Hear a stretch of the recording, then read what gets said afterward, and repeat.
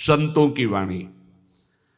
परम कृपालु संत जन समस्त शास्त्र और अपने हृदय के अनुभूत वचनों के द्वारा जीवों का परम कल्याण करते रहते हैं। श्री सनक सनंदन सनातन सनत कुमार में से श्री सनातन जी की वाणी। परम मुनि परमहंस श्री सनातन जी हर समय 5 वर्ष की अवस्था में रहते हैं और कोई वस्त्र नहीं धारण करते, दिगंबर। दिग माने दिशाएं, दिशाएं ही जिनकी अंबर है, अर्थात नग्न अवस्था में रहते हैं। ये वर्णन करते हैं कि एकादशी व्रत को हरितोष व्रत कहते हैं। भगवान की प्रसन्नता के लिए, हरिजू की प्रसन्नता के लिए एकादशी व्रत रहा जाता है। प्रायः समस्त वैष्णव जन रहते हैं। जो रसिक जन प्रियाजू के चरणों के अनन्य हैं, उनका एक ही व्रत है, श्यामा श्याम की 8 पहर उपासना करते हुए अपने मन वृत्ति को श्यामा श्याम में समर्पित करना। यहाँ ज्ञान ध्यान व्रत कर्म जीते सब काहो में नहीं मोहि प्रतीति, रसिक अनन्य निशान बजायो एक श्याम श्यामा पद प्रीति। पर जो एकादशी व्रत रहते हैं परम धन्य है, वो हरितोष व्रत है। अब एकादशी व्रत का नियम क्या है और कैसे एकादशी व्रत का फल मिलता है, कई बार चर्चा हुई। बहुत सुंदर तस्मा शास्त्रम प्रमाणम ते, शास्त्र प्रमाण के अनुसार श्री सनातन मुनि बोल रहे हैं। अथ ते नियमान वच्मि व्रते ह्रस्मिन् दिनत्रये, कास्यम मानुषम मसूरान्नम चणकांको द्रवास्तथा, शाकम मधुपरान्नम च पुनर्भोजन मैथुने, दशम्याम 10 वस्तूनि वर्जयेत वैष्णवः सदा। जिसे एकादशी रहनी हो और एकादशी का फल प्राप्त करना हो, उसको ये नियम पालन करना चाहिए। अथ ते नियमान वच्मि व्रते ह्रस्मिन् दिनत्रये, उसको 3 दिन, एक तो दशमी और एक द्वादशी और फिर बीच में एकादशी, उसको 3 दिन संयम में रहना होता है, तब बीच की एकादशी का उसे फल प्राप्त होता है। जिसे एकादशी व्रत रहना हो उसका नियम है कि दशमी के दिन कांसे के पात्र का त्याग करे। वैष्णव सिद्धांत है कि कभी जिसमें मांस बना उस रसोई का भोजन न ग्रहण करे। मसूर की दाल, चना की दाल, कोदों और कोई भी शाक, शहद, दूसरों का अन्न, दोबारा भोजन और मैथुन, ये दशमी के दिन त्याग दे। एक बार दशमी के दिन भोजन करे 24 घंटे में, क्योंकि एकादशी रहना है। कांसे का पात्र, जिस रसोई में मांस बना उसके भोजन का त्याग, मसूर की दाल, चना, कोदो, शाक, मधु अर्थात शहद और दूसरे के द्वारा दिया हुआ भोजन और दोबारा भोजन और मैथुन क्रिया, इनका दशमी के दिन कभी भी प्रयोग ना करें। इन 10 वस्तुओं से वैष्णव दूर रहे दशमी के दिन। फिर एकादशी के व्रत में, ये पीछे तो हम वर्णन कर ही चुके हैं, कहीं नहीं आया यहाँ कुटू का वो कचौड़ी पकौड़ी और सिंघाड़ा का हलवा और सावा, ये दुनिया के खीर और सब। ये एकादशी के दिन किसी भी तरह की गेम आदि क्रीड़ा ना खेले। जैसे अब आज व्रत है तो बैठे हैं अपना मोबाइल में गेम खेल रहे हैं, ऐसा कोई भी क्रीड़ा नहीं, द्वैत क्रीड़ा, किसी भी तरह का गेम, ये सब खेल नहीं। द्वित क्रीड़ाम च निद्राम च तांबूलम दंत धावनम, परापवादम पैशून्यम स्तेयम हिंसाम तथा रतिम, कोपम हृत वाक्यम च एकादश्याम विवर्जयेत। एकादशी के दिन उपासक को चाहिए कि वो किसी भी तरह की क्रीड़ा मनोरंजन बिल्कुल नहीं। चनिद्राम, नींद नहीं लेनी उसको, न दिन में न रात में। एकादशी व्रत। और प्रायः पुराने महापुरुषों ने ऐसा किया है। रामदास जी डाकोर के रात में जाते थे, रणछोड़ भगवान के यहाँ कीर्तन करते थे जाकर, तभी तो भगवान उनके कीर्तन पर, उनकी भक्ति पर रीछ कर गाड़ी में बैठकर उनके साथ आए थे। पूरी रात जगकर कीर्तन करना, और दिन में तो सोना ही निषेध है। द्वित क्रीड़ाम च निद्राम च तांबूलम,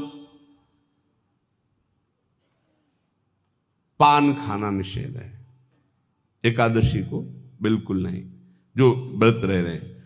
और दंत धावनम, वृक्ष से तोड़कर जो दतून की जाती एकादशी के दिन नहीं। परापवादम, दूसरे की निंदा करना, चर्चा करना नहीं, अर्थात अधिकतर मौन व्रत धारण करे एकादशी के दिन। पैशून्यम, चुगली करना। स्तेयम, कोई चोरी करना। हिंसाम, वाणी से, शरीर से, मन से किसी को दुख पहुंचाना।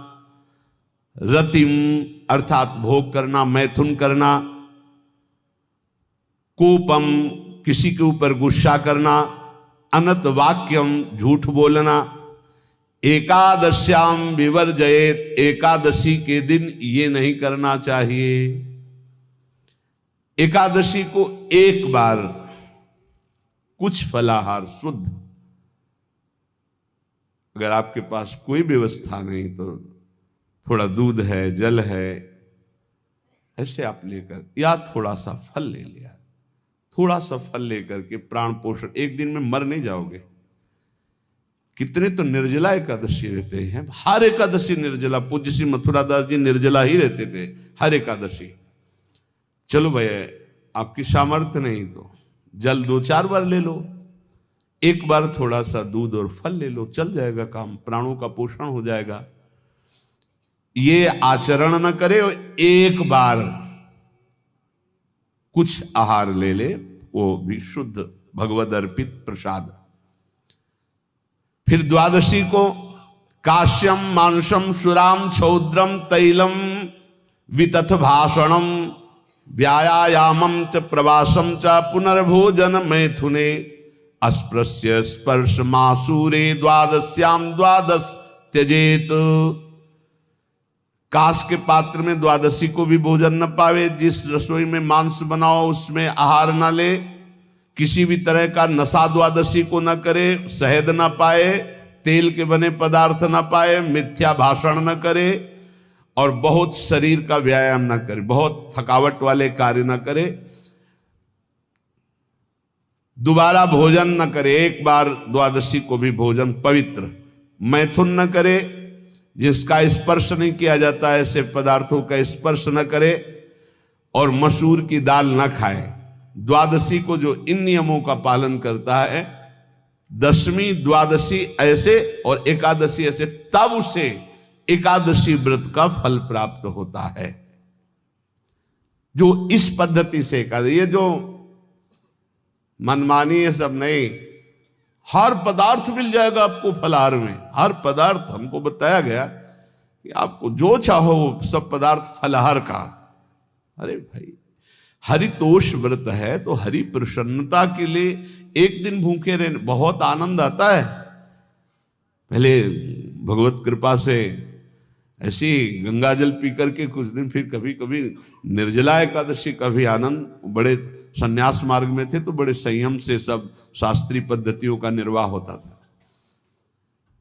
उपासक को चाहिए कि इन नियमों से व्रत का अनुष्ठान करे, मनमानी आचरण न करे। सबसे प्रार्थना जो एकादशी रहते हो, हरितोष व्रत इसे कहते हैं, भगवान की प्रसन्नता के लिए रहा जाता है, रहना चाहिए। जो अपनी आचार्य परंपरा में हैं जैसे, जिनका सिद्धांत है, पर रहने का सिद्धांत ये श्री सनत कुमार जी वर्णन, श्री सनक जी महाराज, ये सनत कुमार जी वर्णन की। सनक जी महाराज कह रहे हैं, यदि भगवान का आश्रय नहीं, सत्संग नहीं है, तो इन चार में से एक हो तो नाश कर देता, फिर चारों हो तो सर्वनाश हो जाता है।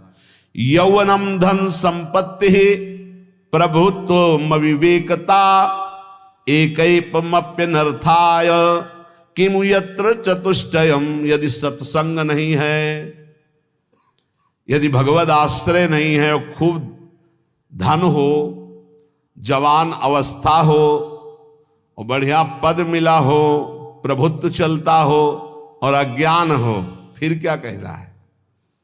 बोले ये चारों जहां मौजूद होते हैं वहां सर्वनाश का खेल शुरू हो जाता है। अगर इनमें से एक हो तो सर्वनाश करने में पर्याप्त है, और अगर चारों हो तो फिर क्या कहना है? यौवनम, जवान हो, धन संपत्ति, खूब रुपया पैसा हो, प्रभुत्व, कोई पद हो, कोई अधिकार हो बड़ा, फिर अविवेकता और अज्ञानी हो, तो बोले एक नाश कर देगा, फिर चारों तो नाश ही कर देंगे। अगर सत्संगी है तो ये चारों महान कार्य कर देंगे। क्या यौवनम, जवान है, खूब दूसरों की सेवा, मेहनत पूर्वक धन संपत्ति कमाकर माता पिता की सेवा, परिवार की सेवा। ये माता पिता, हमारा वेद कहता है मातृ देवो भव, तैत्तरीयोपनिषद, मातृ देवो भव, पितृ देवो भव, आचार्य देवो भव, अतिथि देवो भव, यान्य नवद्यानि कर्माणि तानि सेवितव्यानि नो इतराणि, यान्यस्माकः सुचरितानि तानि तो